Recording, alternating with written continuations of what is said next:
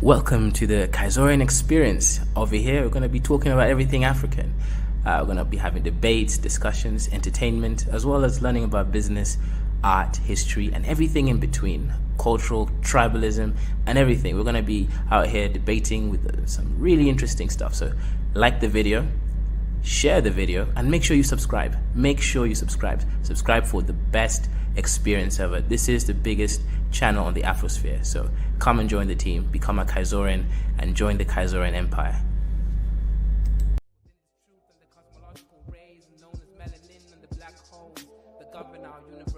I universally exist within myself, within this premise, and I exist within this bluebird in the sky. I'ma fly like the blue sky. I'ma fly like bird in the sky. I'ma fly like bluebird in the sky. I'ma fly like bluebird in the sky. I'ma fly like bluebird in the sky. I'ma throw my bluebird in the sky. I'ma soar like bluebird in the sky. I'ma soar like bluebird in the sky. I'ma fly like bluebird in the sky. I'ma fight like bluebird in the sky. I'ma eat like bluebird in the sky. I'ma be like bluebird in the sky. I'ma be bluebird in the sky. I'ma be free, bluebird in the sky. I'ma be free like bluebird in the sky. I'ma be like bluebird in the sky. Back again like the second coming.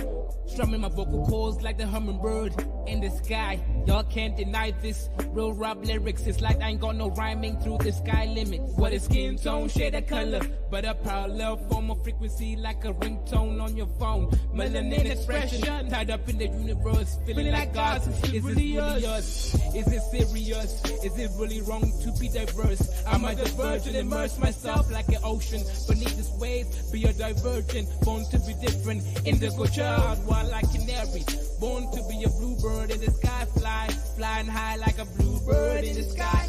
I'ma fly high, bluebird in the sky. Yeah, bluebird in the sky. I'ma fly high, bluebird in the sky. I'ma be like bluebird in the sky. I'ma be like bluebird in the sky. Everybody scream bluebird in the sky. I'ma fly high, bluebird in the sky. I'ma be like bluebird in the sky. Yeah, bluebird in the sky. Everybody, bluebird in the sky. I'ma be like bluebird in the sky. I'ma be like born black, sweet like a berry. Flying high, so high like a canary. Scary with my hoodie on. Hating on my vibe on the street that you'll be feeling my frequency of the song. But I know that I ain't never ever gonna be ever the same. But I know.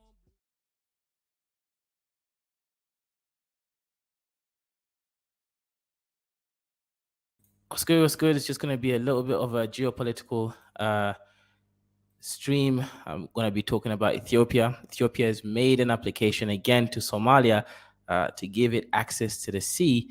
And Somalia said no, but Somaliland, which is really a separate nation, although not recognized by United Nations from Somalia, said maybe we'll see, right, what the terms and agreement is. Of course, Ethiopia is the largest country in East Africa. It has a largest population. It has also the largest landmass in that area, as well as having a potential to be one of the strongest countries. It's recently been accepted into BRICS nations, where other countries like Nigeria perhaps were not accepted. So it has a huge future in its forward. However, there's one thing that lags behind in Ethiopia, and it's the issue of there not being untethered access to the Red Sea, meaning they have to utilize trade deals and agreements in order to get their goods to and from the ports that they borrow. Now, currently, they're mostly using Djibouti port or Port Djibouti. They built some kind of train between the two countries for the trade to be able to occur seamlessly. And of course, during the war with Eritrea, they lost the access to the Red Sea through that war. So this is some of the issues that's actually negating, right, having negative aspects on Ethiopia currently. So, of course, Ethiopia decided to go and try to push it forward. And now the Ethiopian Prime Minister, or rather, Abiy Ahmed, he says, look, this is of pertinent importance, right, to this peace and stability of the region. More or less, it's a threat. If you guys can't give us what we want and what we need, there might be a war, right? That, to me, sounds almost like a threat. Almost like he's saying, if you don't get what we're looking for, peace and stability will not continue to reign in this area. So that tends to be the typical issues that goes on in some of these countries. Other countries issue threats. There's some warnings over there going through, and of course that means that these countries have to work extra hard to maintain the peace, because if another war ensues, and this time due to having access to the sea, it's going to be interesting. Anyway, let's go ahead and let's see the news report that I found this from, and see, if we can get anything from it. We can gauge a little bit of it or not. We'll see. That's the purpose of these aspects. And a shout out to you, Andre 416 Reformed. Shout out to you for being first over there. But yeah, we'll go through a couple of news reports, right, and then see if we can gauge something from this. Cool.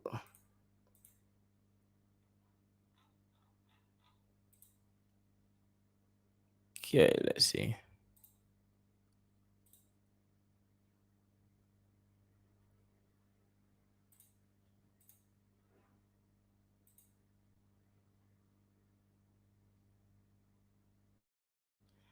Okay, as you can see over there, it says Somalia rejects Ethiopia's call for negotiations on the Red Sea Access.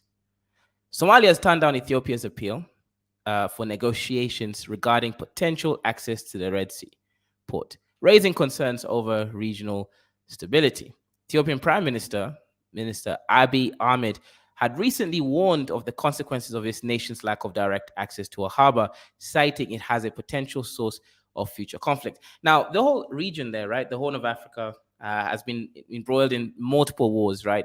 We're talking about wars for centuries, right? We're talking about wars between Ethiopia and Somalia that happened. We're talking about wars between Eritrea and Ethiopia that happened, and consistently. And of course, we have Djibouti, which has given access to America and several other nations access to being able to build military harbors on their land, right? So that whole region, the stability is one of questions. So Abiy Ahmed is basically saying speaking to Somalia, right? If we don't get access to a port, right, there will be war to contend, right? So even though right now there's wars going on all around the world, but that is what's being stated. Shout out to you, Chilani, right? Anyways, let's go ahead. He called on Somalia for collaborative efforts to address the issue, particularly given Ethiopia's loss of direct access in 1993, following Eritrea's independence after a protracted 3-decade war. So, of course, when Eritrea became independent, that meant obviously that Ethiopia lost its access to the sea because they were using the port through Eritrea over there. So that's one of the issues that's been going on there, right? In response, Somalia's State Minister of Foreign Affairs, Ali Omar, says, conveyed a firm stance asserting that while his country is committed to promoting peace, security, trade, and regional integration, it's not inclined to grant access to a strategically significant asset like a port. Now, what's going on, right? Is Somalia saying, look, we won't let you use our port or Port Berbera, etc.? No, that's not what they're saying. They're saying we will not give Ethiopia untethered access to a port, meaning they would not allow Ethiopia to be running the port themselves. And of course, I actually understand this perspective. Why? Because it's about peace and stability, right? You cannot have an enemy, right? And to Ethiopia's case, right, it is an enemy. You can't have an enemy just going out there and having access to your land through your waters without actually there being controls, because this could cause a geopolitical issue of stability and peace. That's what's going on there. So yeah, Ethiopia is allowed to use a port, just not being in charge, right? That's what Ethiopia wants. They want untethered access to the port. What's good, Chilani over there? And also, what's good? One man, shout out to the sponsor of the show, £2, ban curly haired people. hey, perhaps we should mix them out, the genes will slowly disappear.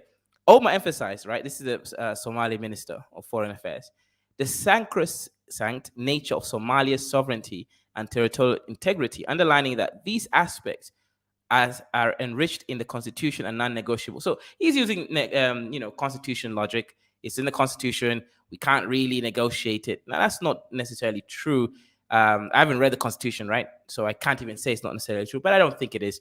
I think he's just trying to cope because he really just doesn't want to give Ethiopia that land, right? I think everybody knows Ethiopia and Somalia are still enemies technically, right? They're still fighting over disputed land, namely Ogaden region in Ethiopia, right? That is Somali people land, and of course the Somalis want that land back. So when we talk about these two countries, there's really almost no blood loss in the situation. Chilani says, so Ethiopia wants complete control of the ports in the north. Yes, because Chilani, and they have a good point, right? So right now, Ethiopia has been accepted into BRICS. They basically want to be able to be a superpower.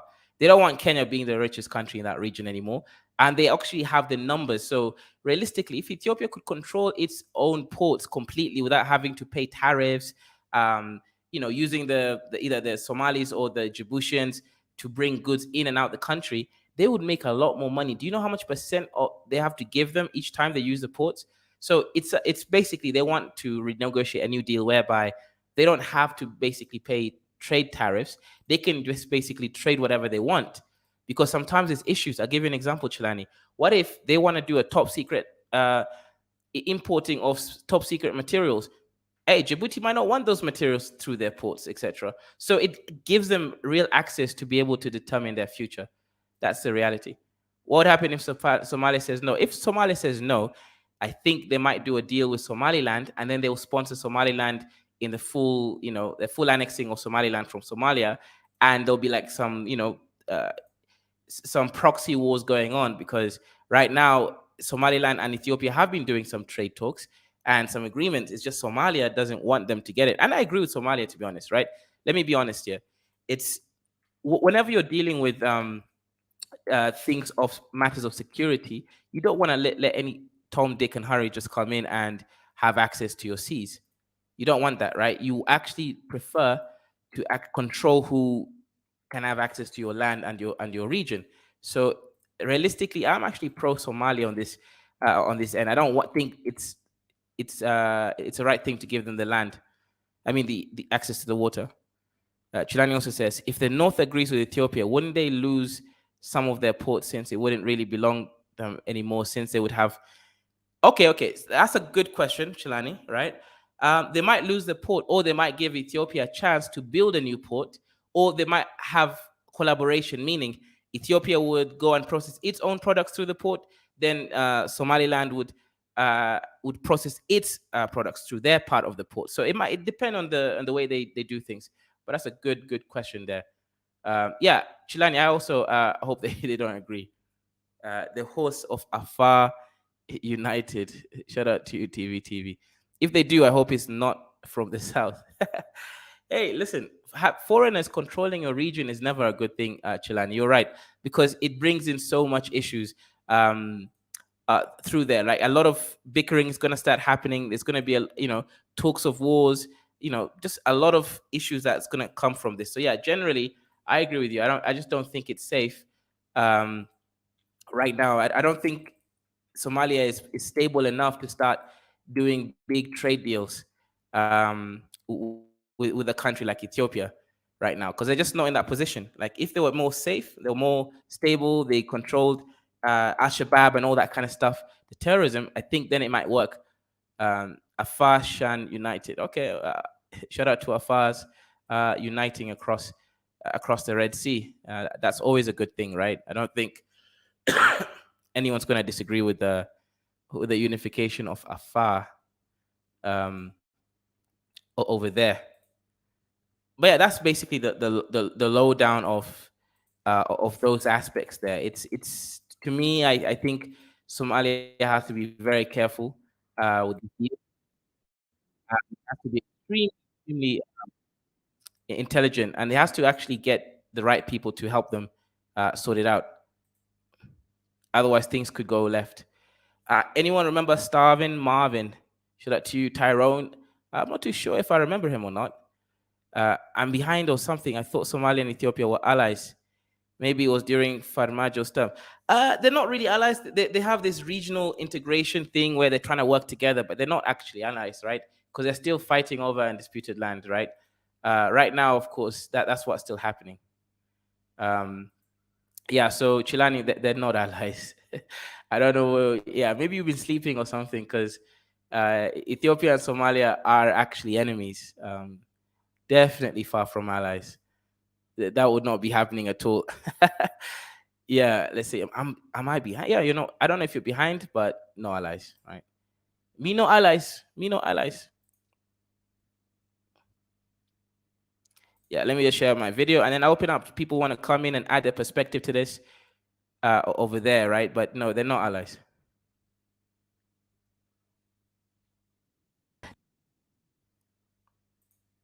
Chilani said, no, DI says, Chilani, the port they want is either Berbera or Zayla. Yep. They don't want any Kismayo or Mogadishu, considering Kismayo port is under KDF hands right now. Yep, exactly. The KDF. You see, Chilani, you should be happy that the Kenyan Defense Force is protecting your ports from Ethiopia. But I think this might be an interesting thing, right? If it goes to war, I think at this point, Kenya might support Somalia at this point, because I don't think Kenya wants Ethiopia getting its own port either, because it is the biggest nation. If they have their own port, Ethiopia might be the richest country in that region very, very soon. Over there, that's a reality. Ogaden is Ethiopia. That is crucial for the progress and development of Ethiopia. We will be exploring how a sea outlet can play a vital role in speeding up the ongoing socio-economic and political reforms that are currently being undertaken by the incumbent government. Do stay tuned. Ethiopia, a rapidly growing economy in Africa with a population estimated to be over 100+ million, faces significant challenges due to its lack of direct access to the sea. This geographic disadvantage has posed constraints on the country's ability to cater to its large population and has hindered its economic growth and development. Additionally, being landlocked limits Ethiopia's geostrategic options in the Horn of Africa and beyond, making it difficult for the nation to expand its economy, develop its military. And this is one reason why people, during that whole, BRICS nation and all that stuff, people are wondering, why was Ethiopia accepted over Nigeria? Stuff like that, because they don't have access to a port. People think this is not important, but the reason why it's not the biggest economy in Africa is actually simply because it's too small. It doesn't have access to the port. That's it. It's just no access to the port. And when you're dealing with geopolitics like this, right, a big nation like this, I think allegiances might shift between Kenya and Ethiopia to Somalia and Kenya right now, especially South Somalia, now that they have Ruto and the Kalenjin sort of presidential people on board, right? If it was the Kikuyus, that wouldn't have happened. But right now, this is a really imperative moment, right? A horn wars might actually occur again over this, because like I mentioned, right, Abiy Ahmed said on a recent TV post that if we don't get this port, this might prevent peace and stability of the region, aka he's threatening war if he doesn't get one of the ports, Berbera or Zayla. Right, that's the reality that's going on over here in the east part of Africa in terms of this whole World War III stuff going on. Specifically its Navy force, and exert influence in the region. So what's the importance of a sea outlet for Ethiopia's reforms and development? Ethiopia's ongoing socio-economic and political reforms undertaken by the incumbent government require a sea outlet to accelerate their progress. As one of the fastest growing economies on the continent, Ethiopia needs to meet the demands of its large population and become a competitive nation on the global stage. To achieve this, the government... Yeah, look, I know they're gonna, these people love to pattern these ideas in a really nice, flowery way.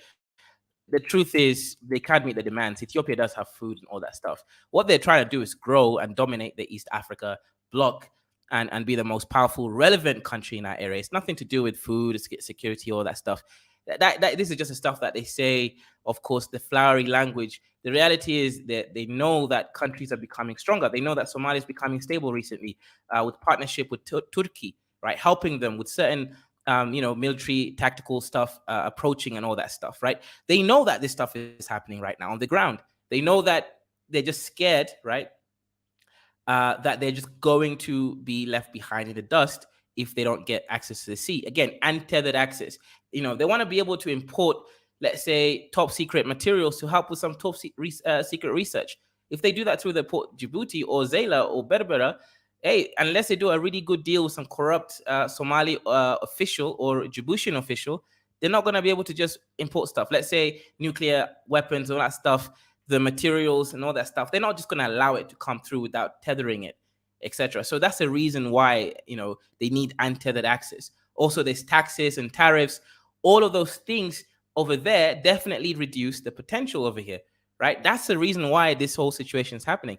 Shout out to Andre Reformed for becoming a member and sponsoring the stream. Shout out to Andre. These horners are going to war. Let's be honest. Let's be honest. You should have put it like a honest. That would have been more of a pun there. 100%, Bopelo, right? There is going to be a war coming soon. This is not me just making it up, as I mentioned, right? Come to Ethiopia right now. You, as an Ethiopian citizen or just someone living in the country, cannot get dollars out the country. They're trying to have like a full-on control of everything in that nation. So let's say you're a businessman, Bopelo, in Ethiopia right now. You cannot send your money outside the country. It's restricted. Even if you want to send money, you have to get special government allowances for you to be able to send dollars out the country. Let's say you're a foreigner, you come to Ethiopia, right? First, they won't let you spend bid in the hotels. You have to spend dollars, euros, or pounds. Why? Because they're trying to hold on international foreign currencies for whatever reasons that they have, right? So in that country right now, they're controlling trade at every level. So right now, the last level that they don't have control over is sea access. And if they don't get it, the prime minister, the guy in charge, he just said, hey, there might have to be some wars going on over here. So like I said, I just think right now the whole world is going through this crazy war situation. And we'll see what happens. Government has put forth ambitious plans across all sectors. However, various obstacles, both man-made and natural, impede the country's growth. Among the barriers to Ethiopia's middle-income status through export-oriented industrialization, the lack of direct coastal access stands out as a notable hindrance. Historically, Eritrea's Acess port handled 70% of Ethiopia's trade, but since 1991, due to unnecessary conflicts and geopolitical changes, the country relies heavily on the port of Djibouti. Yeah, I don't think it's unnecessary conflicts, right? They had an all-out war with Eritrea, where Eritrea decided to leave Ethiopia and be free, right? For various different reasons. So there's a lot of history there.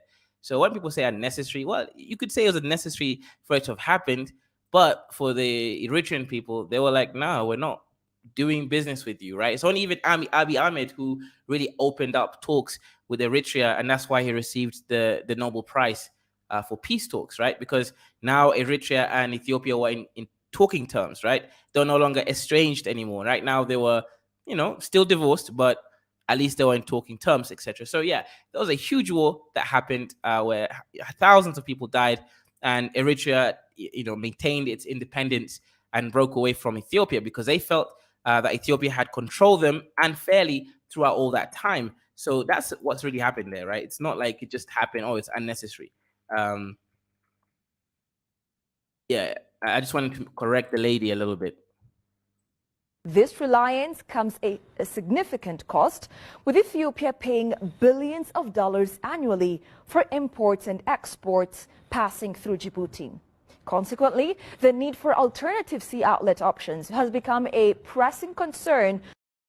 Yeah, because, this would explain why it's so expensive to import things like cars or electronics into Ethiopia, which of course hinders the market, right? So an example is, right, if you want to import a car in Kenya, it's about 130% tax. You'll pay at least, no, more than that. Let's say about 150 to about 170% tax, right? So let's say your car cost, $2,000 that you're importing. You're going to pay more than double, right? That car, you're going to pay about 66% extra the value of that car, right? So in Ethiopia, it's even worse. It's 300% tax. And of course, you wonder why it's 300% tax. Is because they have to pay a lot of hefty taxes, into the country like Djibouti or Somaliland that's allowing them to import the products. So what does this mean is that, let's say you are a merchant in Ethiopia, you want to industrialize, right? You want to buy machines and goods and those things. You're going to have to fork a lot of more money so that they can pay off the Djiboutians and the other people in charge. For the reformist government, it is evident that peaceful access to the coast would not only enhance Ethiopia's political influence, but also contribute to realizing its ambition of becoming a middle-income country and lifting millions of citizens out of poverty. Therefore, it is crucial to explore the possibility of sea outlets for Ethiopia, considering its historical, geographical, economic, and legal justifications. Now, for centuries, Ethiopia had multiple ports, and even today, a nearly 600-kilometer coastline lies just a few kilometers away from its borders. However, this extensive coastline is currently occupied by only 3 countries, leaving Ethiopia in need of a secure access port that aligns with its rapid population growth, expanding economy, and size.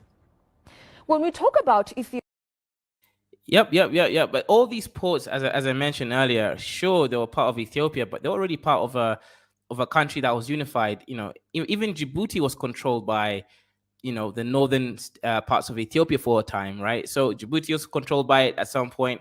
Eritrea was actually a part of the Ethiopian government system, etc. So they never really had it, right? What we know is Ethiopia didn't really have proper access to the sea, right? Well, it did a little bit, you know, when it was occupying Eritrea, etc. But Eritrea is never really accepted to be part of Ethiopia at that time. They were always fighting for their freedom. So all I'm saying is this, right? As we stated, the prime minister said that there might be a war if things don't go the right way. So that is what I'm waiting for, man. If the war comes, hopefully it doesn't reach Kenya, right? Hopefully it just stays between Ethiopia and Somalia so that we can continue growing and not be taken behind, because it seems like in Africa, we need to take five foot forward and 20 steps back. That is something which I'm not really too happy about, right? Ethiopia's pursuit of historical justice and regional stability. Under the leadership of Prime Minister Abiy Ahmed, the Ethiopian government has undertaken significant efforts to rectify historical injustices and reclaim lost rights.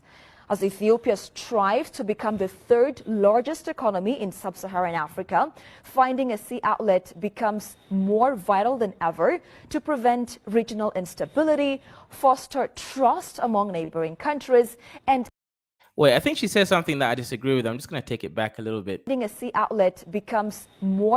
Abiy Ahmed, the Ethiopian government has undertaken significant efforts to rectify historical injustices and reclaim lost rights. As Ethiopia strives to become the 3rd largest economy in sub-Saharan Africa. Okay. Yeah. No, never mind. She was right. They're striving to become the 3rd largest economy in sub-Saharan Africa. Okay, interesting. Let's see. Finding a sea outlet becomes more vital than ever to prevent regional instability, foster trust among neighboring countries, and catalyze mutually beneficial economic growth along the coastline. Therefore, the quest for an alternative sea outlet for Ethiopia becomes an unquestionable necessity and not an option. And now let's explore the sea outlet options for Ethiopia. Is it via Eritrea, Djibouti, Sudan, or Somalia? Recognizing the need for a sea outlet, the Ethiopian government has explored various options, primarily through diplomatic or give-and-take options via Eritrea, Djibouti, Sudan, and Somalia. However, sustainability, reliability, independence from external pressures, and unhindered development of the country remain crucial considerations. Ethiopia requires a sea outlet that it can control, ensuring its long-term stability and growth. Viewed through this lens, a sea outlet for Ethiopia is not merely an option, but a necessity. In conclusion, ladies and gentlemen, Ethiopia's lack of direct access to the sea has long constrained its ability to cater to its large population and has limited its political influence in the region. To accelerate its ongoing reforms and achieve its political and economic ambitions, Ethiopia urgently needs a secure and sustainable sea outlet. By gaining direct coastal access, Ethiopia can enhance its political clout, promote regional stability, and realize its goal of becoming a middle-income country, thereby transforming the lives of millions of its citizens. The search for a sea outlet. Yeah, and also, guys, right?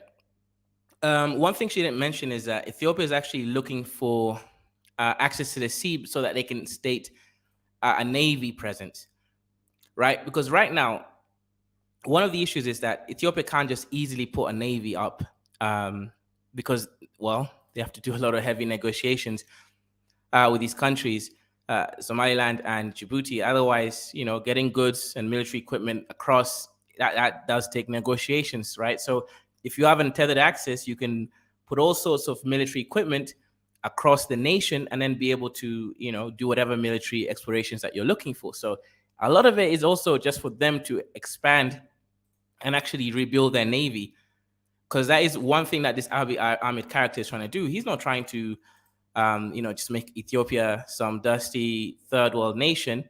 He really does believe in Ethiopia being a powerful nation that will go across and take over the whole of sub-Saharan Africa, right? Navy, right? Navy is a huge reason for this push, because let's see. Chilani says, I don't know what country would give out their own resources without any benefit for their own country. Chilani, so what happened is this, right? The Abiy Ahmed has mentioned that they're willing to trade shares in the great Ethiopian Renaissance Dam for access to the sea. So they say, hey, listen, you give us access to a port without having to go through your people and your channels.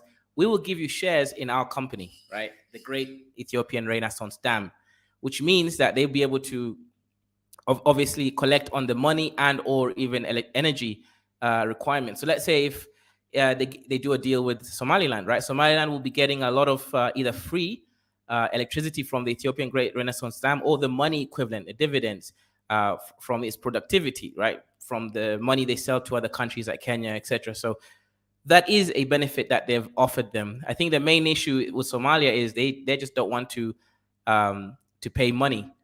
Sorry, they don't want to lose a strategic access for both military and economic ventures. They feel basically that giving them, access to a port like that is just going to cause them to lose a huge leverage over them.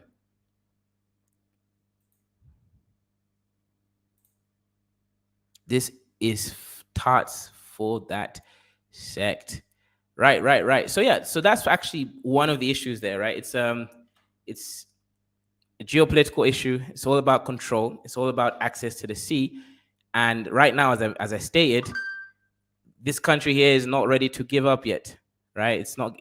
But so the issue really, I think, is war. I think we all have to be prepared for a Horn African war that unfortunately will ensue. That's unfortunately the issue. So yeah, for me, hopefully it doesn't reach Kenya, right? Hopefully we don't take sides. We don't get involved in this dusty war. Otherwise, we basically wasted a lot of other stuff, right? Another war in the Horn. Surprise. Yes. Kaiser, the deal with Somaliland. Yes, I know the deal with Somaliland, Abiy, right? I'm saying that Somalia doesn't want this to happen, of course, right? And Somaliland isn't a real country. So right now they're trying to push into the northern Somali to get the access there, right? And the South Somali won't let it happen because South Somali sees Ethiopia as a risk, right, for peace and stability. 100%, yes, it is. They're trying to do it, with Somaliland, right? That's why the title says Ethiopia demands permanent sea access and Somaliland listens, right? Ike says, I'm accepting Hona women refugees. Well, where are you accepting them, Ike, right? Like, are you accepting them inside your massive little mansion, or where exactly are they coming? Or are you coming? Who's coming? And which Hona women? Wherever Hona women is, I don't know, but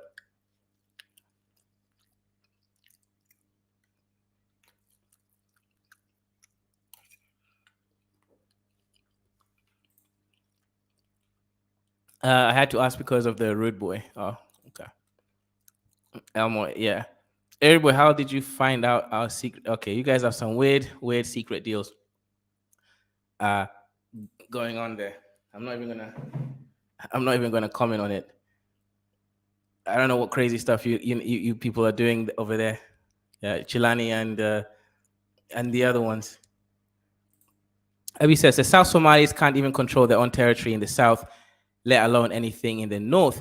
Well, that's interesting, right? But you see, Abby, if Somaliland actually agrees with this deal completely, gives Ethiopia untethered access to a portion of their sea, Ethiopia starts rebuilding its navy and having goods, perhaps nuclear goods or whatever it is, through their port.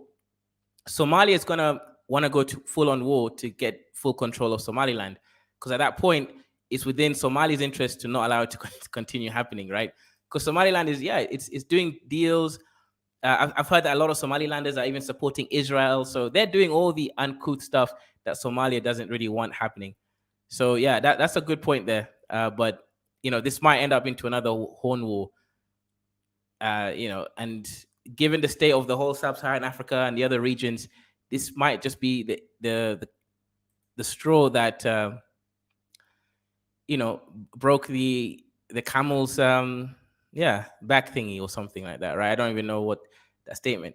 Chilani says, no, Kaiser, exactly. A lot of people assume that Somaliland is a country. Yeah, it's actually not a country. It's still technically part of Somalia. So it's just a self-ruling economic area, right? But they're not a real country.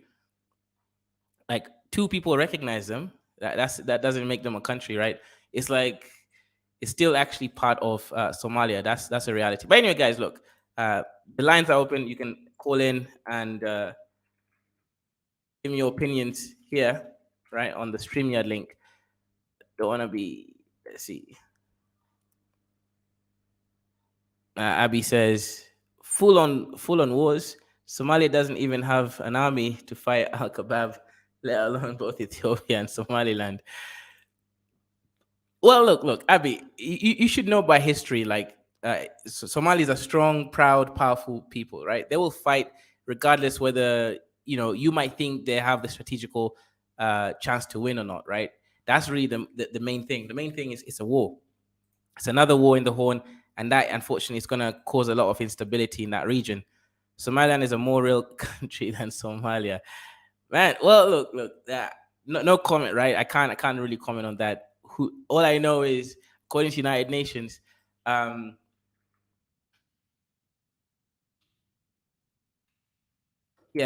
I know, according to United Nations, Somalia is actually the country. Somaliland is not necessarily a full-on country, right? That's from my opinion and perspective over there, right? According to international people that have stated certain things.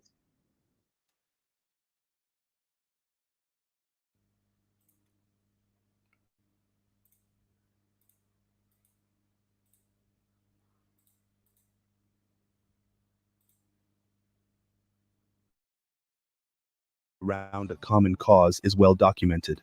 In 1977, during the Ogaden War, Somalia nearly succeeded in taking over Ethiopia, in part due to the rallying of Somali people. The concept of Somalia's unity raised concerns among former colonial powers, most notably the British. In the Horn of Africa, Somalia has been facing a long civil conflict, which has left the country in a state of chaos. This conflict has created deep divisions among Somalis all over the world, and it's causing a lot of concern. Ethiopia,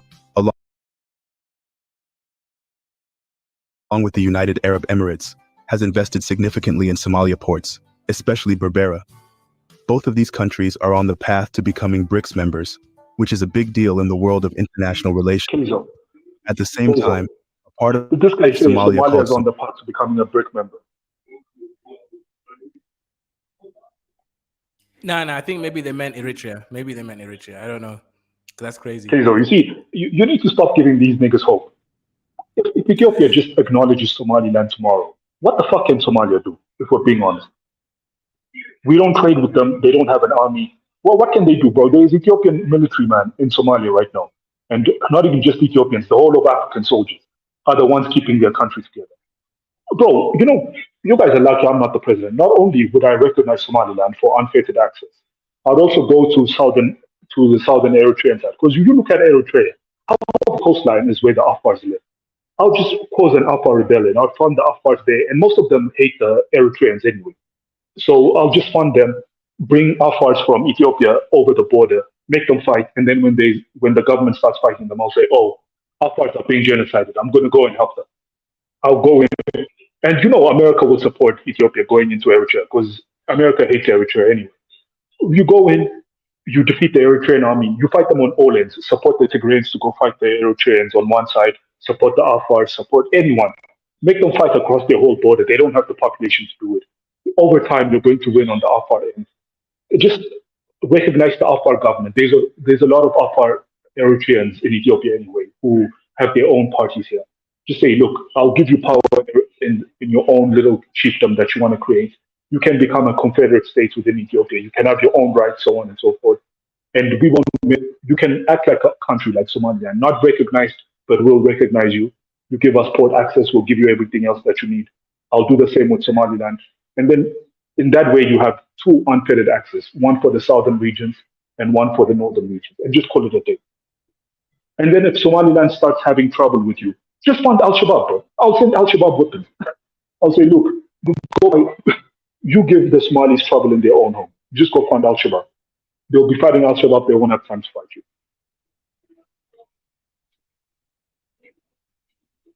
That's an interesting point.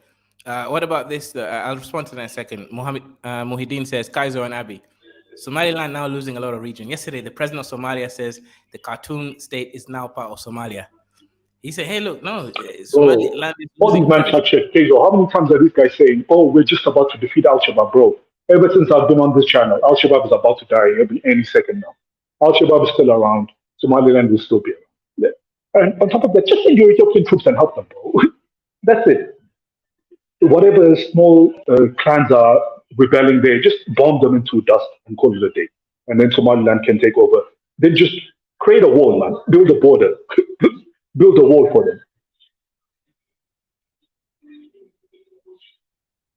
Yeah, but Bopello says this guy's evil.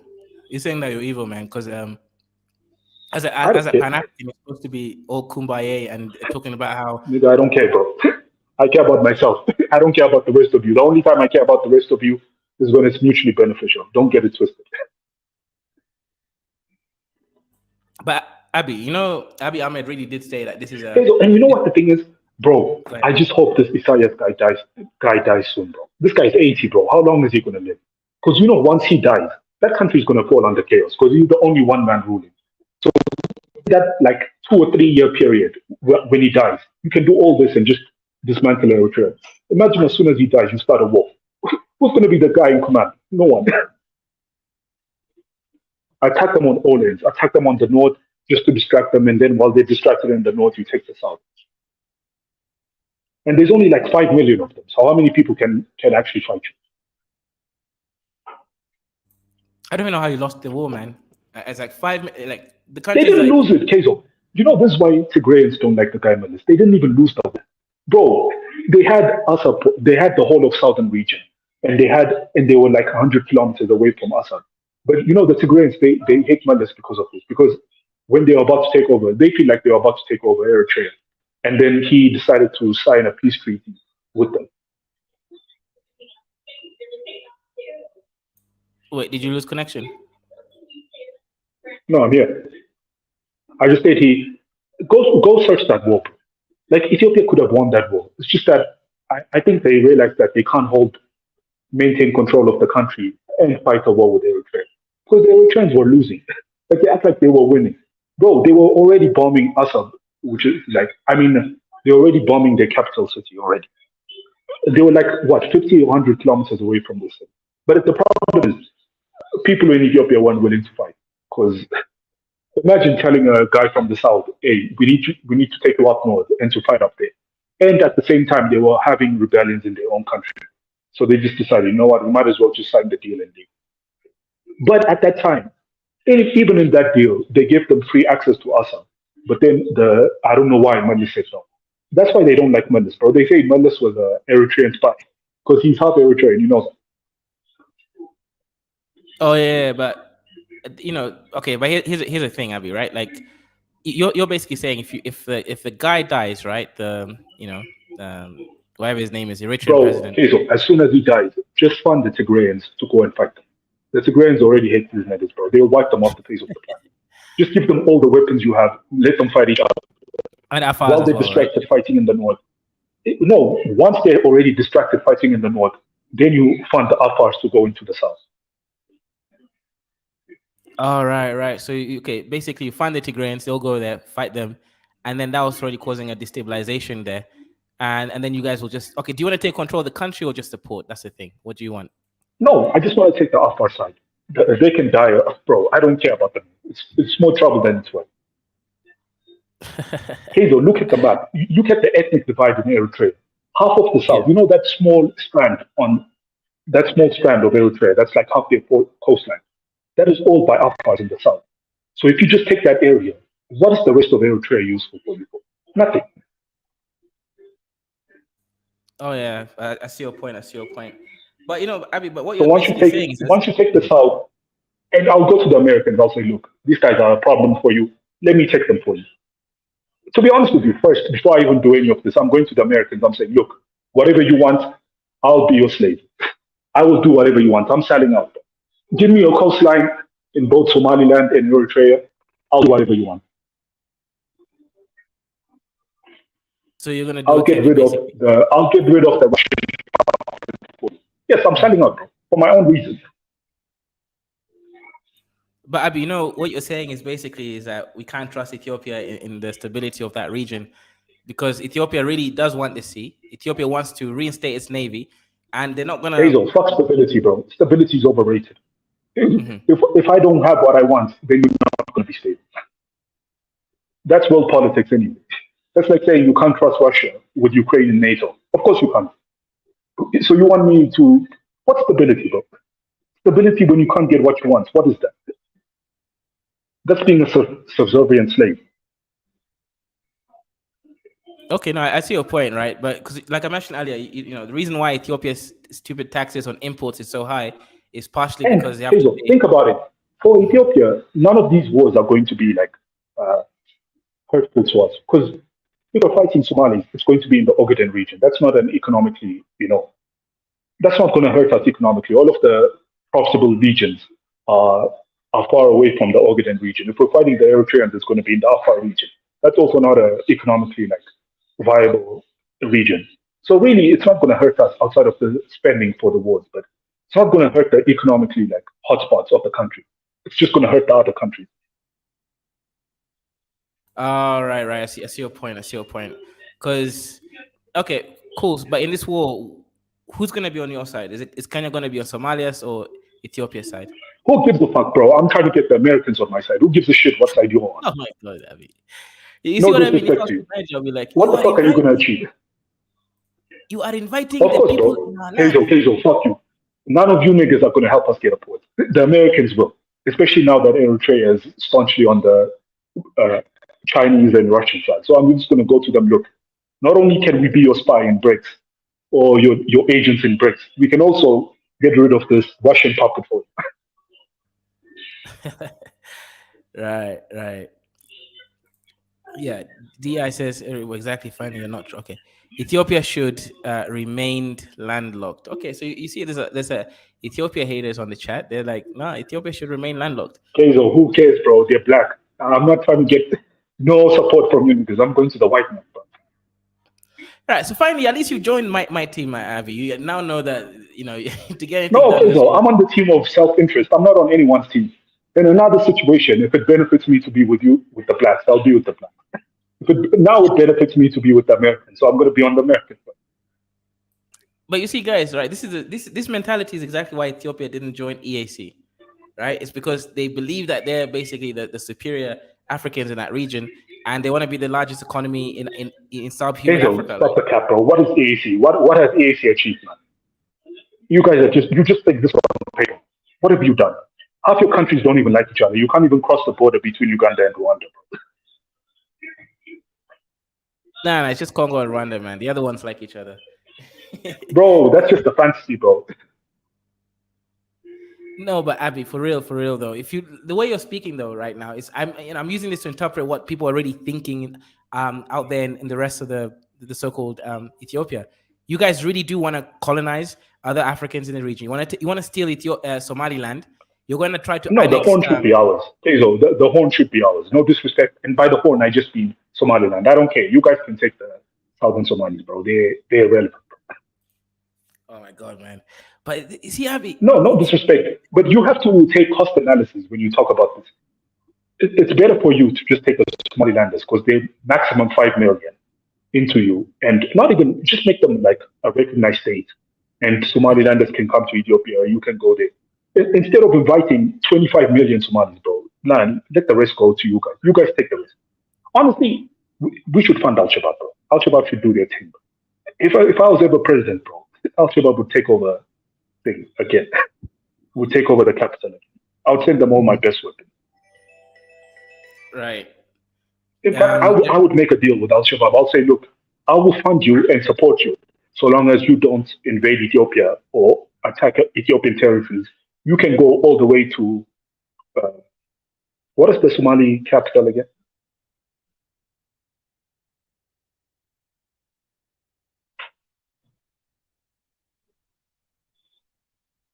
Are you there? Yeah.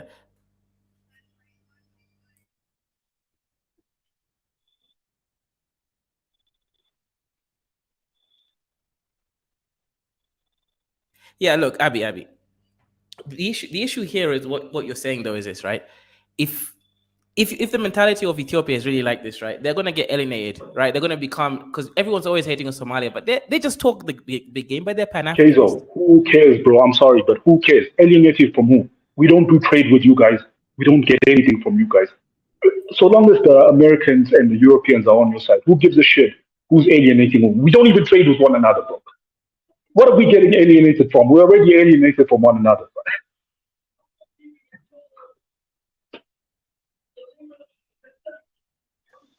Hello, people.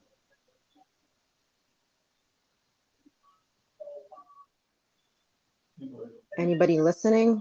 Or is it just me? I'm back. All right. What's good, guys? What's up? So, is Kaiser there or is he in the background? What's going on?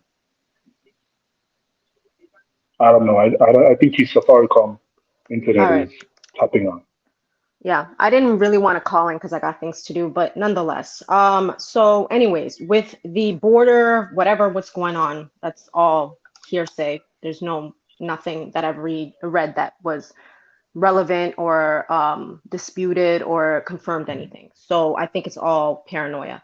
But nonetheless, the only ports, well, first of all, you guys have a port with Djibouti and you guys pay how much a year? How much money do you guys make from revenues from that? I heard it's like over 2 billion a year or something like that from the Djibouti port. But yeah, so the only port I've heard was potentially Zela, but they don't have a port, and it needs to be a deep sea port. Not everywhere can be a port. It needs to be deep sea. Okay, that's one. Two, you guys can have Berbera, but that's if you guys have an agreement, and I haven't heard anything about that. So overall, I don't really believe this is even a real thing. Also, there's not going to be a war. I think they want the Assad one. Yeah, so that's what I heard. So you guys have a relationship. You guys have a relationship. That's the one Ethiopia can at least to the international community, say we have a historical Yes. ownership of that place and so on and so forth. You have a Basically, connection they're just there. waiting for Isaiah to die. Let's just be honest, man. They're waiting for that guy to die, get COVID or something, and die, so that they can attack that country. Yes, exactly. So, yeah. The other thing I wanted to say is there's not going to be an all-out war because there's the international community. Kenya tried it with Somalia. They lost with the ICJ.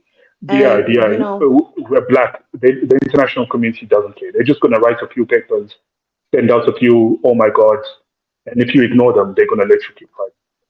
Yeah, we don't know for sure, but I think that it's all just hearsay. I don't really think it's real because Somaliland already has an issue just recently. They're not even really thinking about ports right now. They're thinking about internal issues that they have.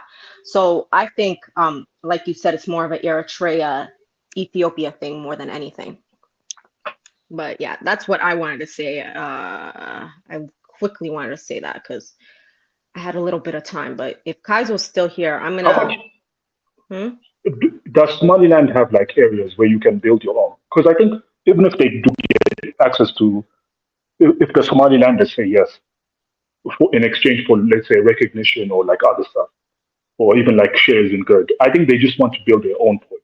I don't think they want to share. They want their own stuff where anything they want can come in and out and no one knows what's coming in and out. Because if you're sharing, let's say Berbera port is already functional. Mhm. I think Somaliland already has access to it. I think it was built by, I think they just want a port where they can import and export anything and no one will ever know because it's fully their own. It's operated by them. The road is built by them. Everything is by them. So no one can have access. Right. Yeah. The only port Somaliland has is the Berbera one, but I don't know.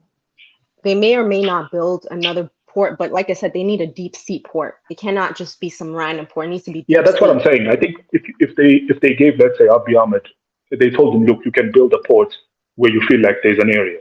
I think in his mind, he's going to fork up all the money himself, or Ethiopia is going to fork up all the money themselves, all the road and everything is going to be built by them. So he just wants a country that is just willing to give him area and say, this is all for you. You can build whatever you want and have access. Yeah.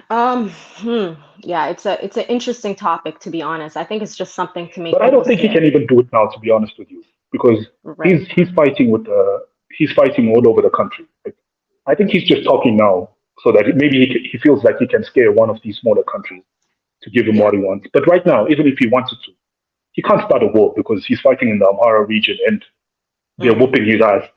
Like every time, like 20, 30 soldiers are dying every day because they're getting ambushed and so on. So I don't think he can even do it right now if he wants to. Right. All right, guys. I'm gonna step out. Nice talking to you guys. Yeah, shout out for coming through. Yeah, guys, I was not doing what you guys have said. I went to get some food for a second. I was not, eating toes or whatever. Yeah, look, I kind of see where you guys are coming from, like what DI just came in and said. Yo, message. Some Go ahead. these people have low IQ, man. I didn't say I want Somaliland to be part of Ethiopia. I said we should just make them into a confederate state, similar to how the UK is.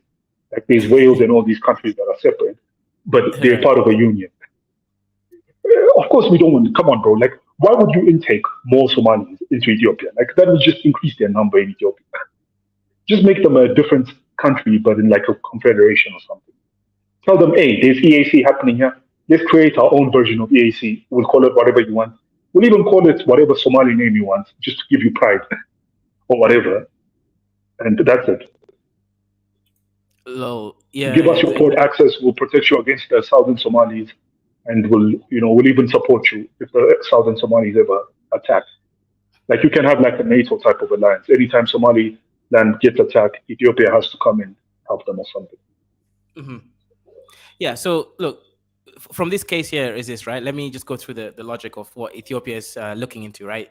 They want, as Di said, like a deep sea port access where they can more or less get anything through the ports, right? And also they do need a navy, correct? Because I've heard Abby mentioned that they do, or rather they are rebuilding the navy. And I was thinking, how? That's going to be hard if you don't have untethered sea access. So this is making sense. Kaza, you know about Awalde States.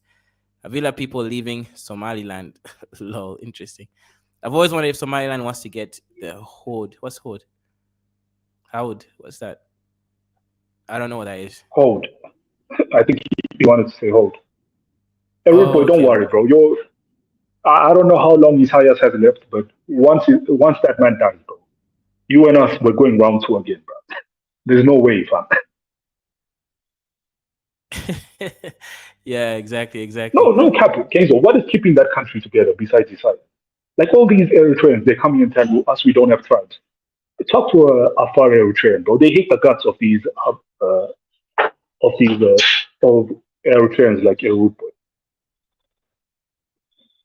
Yeah, and I agree with And you don't there. forget, all the resources are also in the upper region of Eritrea, like all the mineral stuff, the gold and everything. So if you attack that region, bro, and you take that region, Eritrea is pretty much just a dusty state.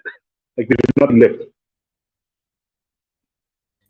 Yeah, look, I think your best bet is actually just to fight Eritrea. It's a much smaller country We should do than both. the We whole. should do both. First, you get Yeah, Somaliland for the southern regions. Because think right. about it, even if you do get Eritrea, the southern regions, it's more economical for them to use the Somaliland side of the port. And then you take for the northern states, the Eritrean ports would be okay. Hmm. Yeah, actually, It's about I agree distance, on that right? one. Yeah, go ahead. Yeah, In it's fact, about distance. So for the northern states, it would be economically beneficial for them to use the southern Eritrean ports. And for the southern states, it would be more beneficial for them to use the Somaliland ports. yeah, but look, Abby, here's the issue.